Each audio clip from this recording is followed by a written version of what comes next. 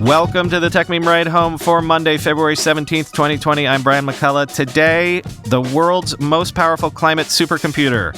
HQ Trivia joins the Deadpool. Apple isn't happy with Qualcomm's chips again. Foldable phones are having crease issues again. And a bit of an explainer about the Indian e-commerce gold rush. Here's what you missed today in the world of tech.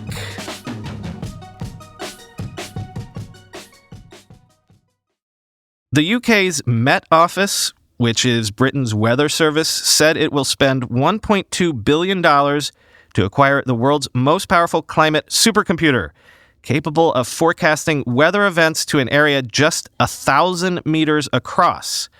I feel like we've done a couple of stories in this forecasting weather space recently. Who knew weather forecasting would be a hot tech space all of a sudden, except, well, you know. Quote, the Met said the computer will create a digital twin of our atmosphere with data like wind speeds, air temperatures, and pressures, and more. It will create forecasts down to an area just 1,000 meters, or 0.62 miles, across, compared to 10 kilometers, or 6.2 miles, across currently.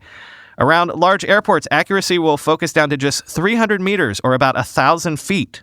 Once in service, it will not only generate better forecasts, including rainfall predictions, but will help emergency workers deploy mobile flood barriers, balance the energy grid, and more. The Met also noted that it will also help services mitigate the effects of climate change, quote, and help support the transition to a low-carbon economy across the UK, said Endersby.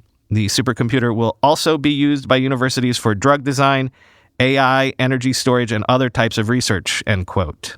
The first stage of the installation will go into service in 2022 and will be at least 6 times as powerful as the system already in place. It is by far the largest investment in the Met's history. Another Deadpool entry, and this is one that coincided with the beginning of this podcast, so we covered it plenty at the very beginning. HQ Trivia, the company behind the once popular live mobile trivia game, is shutting down. 25 employees will lose their jobs, as reportedly the company's lead investors were no longer willing to fund the company's operations going forward. HQ had raised $15 million at a $100 million valuation in March of 2018 and had raised $8 million before that. In CNN Business, Carrie Flynn reminds you of the HQ Trivia story, quote, when HQ Trivia launched in 2017, its first game, HQ Trivia quickly attracted millions of people across the world who stopped whatever they were doing twice a day to play the game on their smartphones. The company was profiled by the New York Times, and its original host, Scott Rogowski, became a household name, appearing on programs like NBC's Today Show. But over the next year, the game's popularity faded, and its parent company was hit with a series of setbacks. The company grappled with internal turmoil, including the death of HQ co-founder Colin Kroll, who died in December 2018 from a drug overdose. In recent months, HQ tried to expand its audience by launching new products, including a photo challenge game in December called HQX, end quote. The thing about HQ Trivia was, when it took off, a lot of us were like, of course, they've cracked it. Why does everything on the internet and on mobile have to be asynchronous? Why couldn't live, collective, participatory events also be a thing? I mean, look at what Twitch and others are doing. But then again, fads are fads sometimes, and maybe this was just generational bias on the part of people like me. I grew up in a culture that had about 70 years of people all consuming the same content at the same time. Maybe that was the fad, or at least an accident of history. I don't know, though. I feel like there's something here, something to doing live participatory stuff, and Lord knows that quiz shows often lead the way in pioneering new mediums. HQ Trivia might have gotten it right and then gotten it wrong, but there were always plenty of signs that this was the wrong company to prove as a litmus test, disproving or proving whether or not this sort of thing could even work in the first place. Sources are telling Fast Company that Apple is not happy with the QTM 525 millimeter wave antenna module that Qualcomm is offering for this year's upcoming 5G iPhones. As ever, there are signs that Apple will try its hand at designing its own antenna, which would actually be a major risk. Quote, Apple balked at the QTM 525mm wave antenna module offered to it by Qualcomm because it doesn't fit into the sleek industrial design Apple wants for the new iPhone, a source with knowledge of Apple's plans told Fast Company. Qualcomm will provide the 5G modem chip, its Snapdragon X55, also used in Samsung's new Galaxy S20 phones, for the newest iPhone, which will likely be announced in the fall. However, Apple typically designs on several tracks, and it's concurrently working on another design that uses both the Qualcomm modem and the antenna. It could default to this option later this year, our sources said, but that would require Apple to settle for a slightly thicker iPhone than it wants. Qualcomm has said that its QTM 525 antenna module will, quote, support 5G smartphone designs sleeker than 8 millimeters thick. The antennas required for millimeter wave 5G devices are harder to design than other kinds of antennas. Because these antennas send and receive higher frequency signals than earlier generations, our source said there's less room for error in their design and manufacture. A slight imperfection in an antenna coming off the production line might lead to connection problems later on. The 5G iPhone will use a phased array antenna with two parts that work together to form a beam of radio signal. The beam can be electronically steered in different directions without the antenna moving. The modem chip and the antenna module work closely together to make this work properly, our source said. Having the two parts made by different companies may introduce some uncertainty and bump up the difficulty level of the overall design, end quote. As I said, that would be super risky because, as we speculated on this past weekend's bonus episode, I'm not sure that consumers know much or care much about 5G other than that they've heard a ton about it and they want it. They think 5G, faster, better, right? Well, given that consumer anticipation, remember AntennaGate? Remember you're holding it wrong? It would actually be a huge blow for Apple if in the midst of potentially the biggest upgrade cycle in smartphones in half a decade, everyone else's 5G iPhones just worked and Apple's had issues.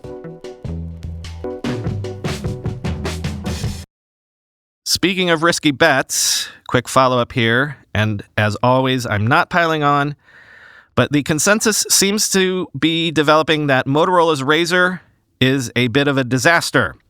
The reviews have all been basically bad. The early word on the 7 Flip, conversely, has been so good that maybe the Razr's timing is also a disaster. And now we're starting to get whispers that the Razr's display is having the same screen issues that everyone was worried about.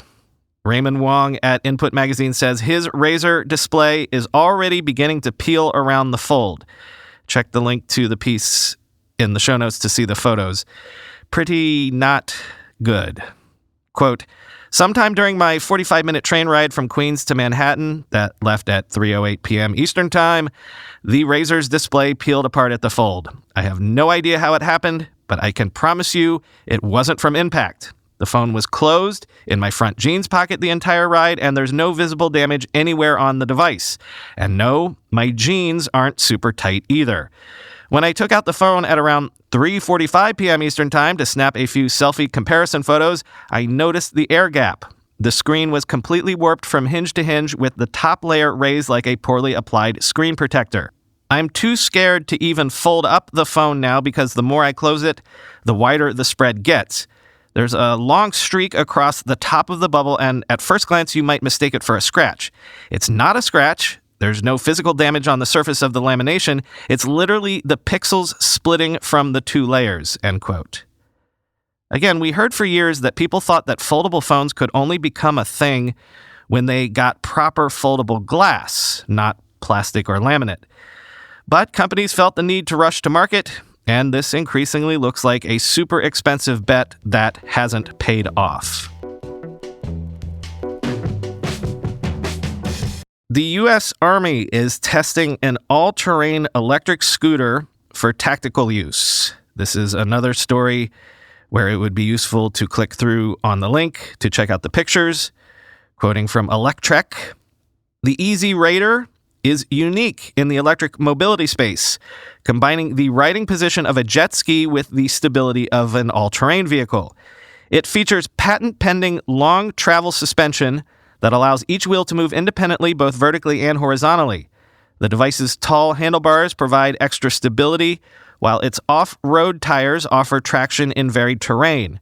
The electric drive allows it to operate much quieter than gas-powered ATVs, which can be a significant advantage for tactical situations.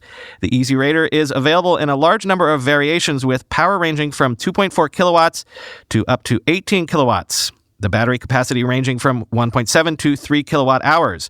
Options are available for either rear-wheel drive or all-wheel drive. The Easy Raider is designed to carry up to 200 kilograms, around 440 pounds, in its most rugged model. It can also pull a specially designed trailer for casualty or equipment transport, according to Army Times. The Easy Raider has previously been purchased for use by other militaries and police units around the world, including the U.S. Special Forces, the Dutch Armored Forces, and Israeli Police and Border Guard, among others. Civilian models are also available and have been used by adventure companies and for group tours to provide a unique experience unlike that of traditional Segway or e-bike tours, end quote. So yeah, these things look like a super versatile one-person Humvee, if you were to put armor and stuff around it. They're currently testing the vehicles at the annual Army Expeditionary Warrior Experiments, taking place in Fort Benning, Georgia. Finally, today, we've spoken a lot about the so-called super apps in China and how they leapfrogged an entire generation of consumers directly into mobile and digital commerce, while at the same time, mobile and digital adoption was first occurring without any intermediate stages. Well, a similar thing is going on in India, except there's a flip side to the coin here in terms of the revolution that's going on. On the subcontinent, there are 15 million basically mom-and-pop retailers, locally known as Kirana Stores. They're the backbone of India's grocery supply. I suppose the analogy would be to bodegas here in New York City, or basically corner stores anywhere. Given the sheer number of these Kirana stores, and given how interwoven they are into the local society and culture down to the block-by-block level, they're basically the key to cracking commerce in India full stop, much less cracking it at scale. So now we know why Jeff Bezos has been spending so much time and money in India. Quoting KrASIA, Piyush Kharbanda, partner at Vertex Ventures, said that this is the third phase of companies trying to leverage on the huge network of neighborhood stores. In the first two phases, Kharbanda said companies tried to provide them with automation tools to increase their efficiency, give them digital payments tools, and sell products to them. Quote, one of the most well-funded models is the B2B company that provides products to Kiranas. Then there are companies that are enabling them with B2B payment models as well as assisting them by lending working capital, Kharbanda told KrASIA.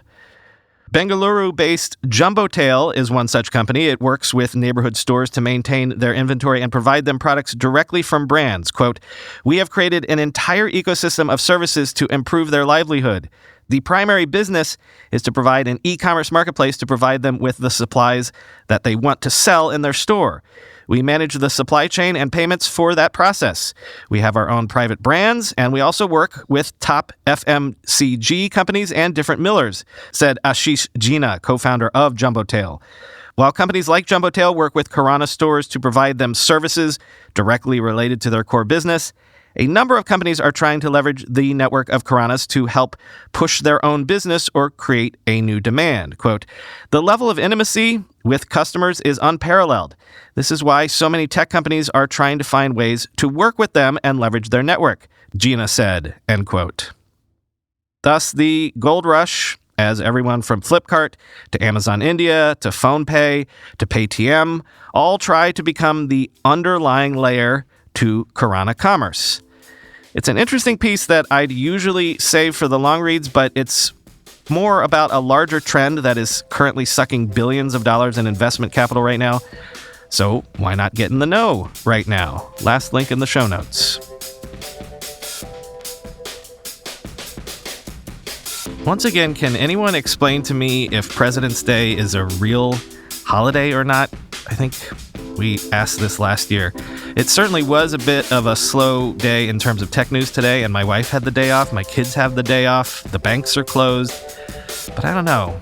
This still never feels like a real holiday to me. FYI, there's a classified ad coming up right now after I finish speaking. It's from a listener, of course. And I'm speaking actually specifically to those of you on the ad-free feed. I am going to play this classified for you just this once because this is exactly the sort of thing that I designed the classified ads for. He's a startup founder, he's looking for a technical co-founder, and he's reaching out to you fellow listeners to find the ideal candidate. So normally, I know, no ads in the ad-free feed, that's the rule, but I'm going to make an exception just this once because it's at the end of the show, and also because it's listeners helping fellow listeners. Talk to you tomorrow. The founder of a wellness startup in stealth mode, which is on a mission to eradicate the obesity epidemic and reduce the insane sugar consumption in the U.S., is looking for a visionary data scientist to join as a co-founder. Ideally, you would be a nutrition and health-conscious person, aghast at the way Americans consume unhealthy food, have at least 10 years of experience in data science at either an e-commerce, food, or retail company, are familiar with fuzzy logic, deployed services and apps on the cloud, and have an advanced degree in mathematics, statistics, or a similar field.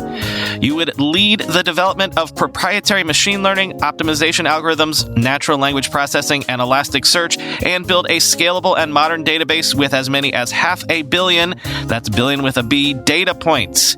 Moreover, you would help bootstrap this company, develop a POC, and raise capital to take it to the next level. As the co-founder, you would receive substantial equity in the company, rather than hired on as a regular employee on payroll.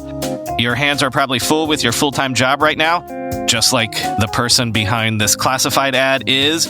But this is a revolutionary idea for a true visionary, an individual who dreams about making a big-time social impact. If you think you are this person, email cofounders@icloud.com. That's cofounders@icloud.com.